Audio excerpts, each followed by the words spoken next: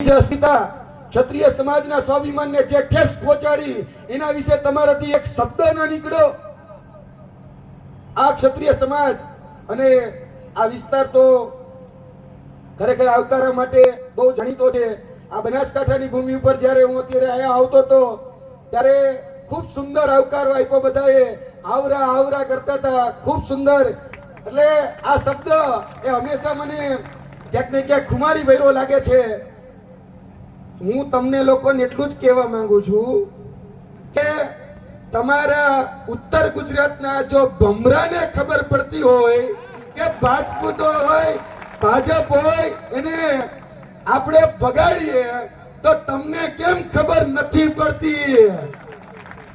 ઉત્તર ગુજરાતના ભમરાને ખબર પડે કે આપણે જે ભાજપની ઓલી જે રેલી નીકળતી હતી ત્યાં ભમરાએ ભાજપને બગાડી.